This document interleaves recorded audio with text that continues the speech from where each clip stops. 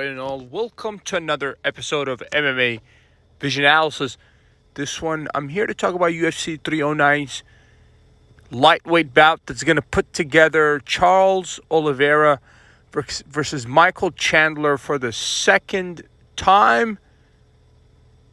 Very, very surprised to hear about this announcement, in all honesty, especially taking into consideration that Chandler has been waiting around for the best part of the past 2 years for a Conor McGregor. I believe that, at least momentarily, Michael Chandler has put this idea aside. We're going to get into this fight and a little bit about what this fight means for both guys heading into the future after the fight. But before getting started, make sure to like, subscribe, and click that notification to get all of this that is new from this channel, your channel, the one and only MMA Vision Analysis. It took me by surprise to learn the news. First, now it's official. John Jones, Stipe Miocic. And on the same card, we have this fight here. That's the fight that really caught me by surprise. And it's perhaps the fight that makes sense in a lightweight division that I understand is packed with names, but most of the top guys have fallen short. We can talk about Poirier, we can talk about Gaethje, which those two are talking about some sort of rematch between the two for Poirier's last fight as well. Maybe that's a good way for Justin Gaethje to bounce back. Maybe a good way for Poirier to go out on a win in a trilogy against a Justin Gaethje. That's very interesting. But point is that we have the top guys in this featherweight division, lightweight division, that have fallen short. The likes of Gaethje, the likes of Poirier, the likes of Michael Chandler. Obviously, we can go down the list. Latest being Matthews Gamrot. Arman Tsarukyan, but the guy is serving a ban.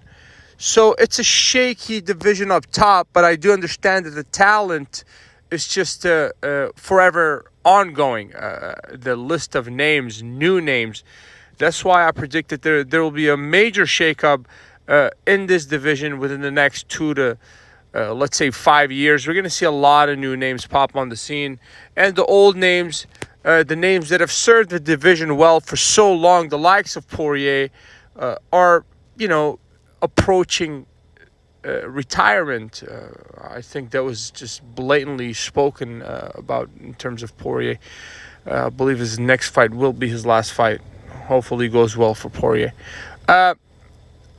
Here we're talking about a very interesting matchup, one that caught me by surprise. I was not aware of this until last night, where it was obviously announced the night of UFC 306. Michael Chandler, Charles Oliveira 2.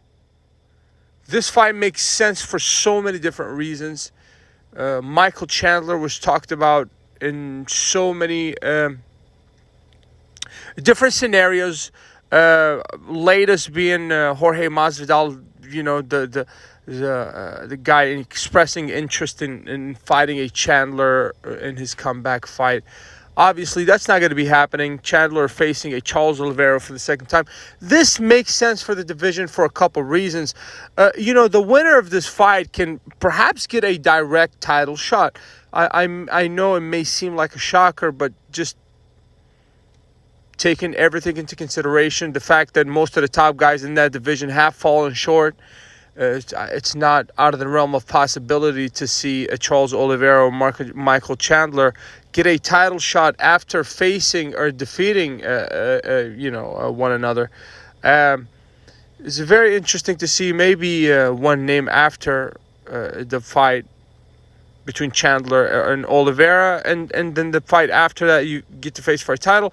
But I would not be surprised if Chandler gets a title shot, or Oliveira gets a title shot after the fight of UFC 309. So that's why this fight kind of makes sense for the division. And, Michael Chandler has been waiting for so long. I believe this fight is perhaps just a fair way for Chandler to be rewarded for waiting so long, even though nothing's really going to make up for the payday that would have been Conor McGregor, unfortunately for him. Anyways, so I'm very excited to see this fight unfold. In all honesty, the first fight between the two is fascinating. I'm sure the second fight between the two will be nothing short of spectacular. UFC 309 in general is shaping up to be a fantastic card.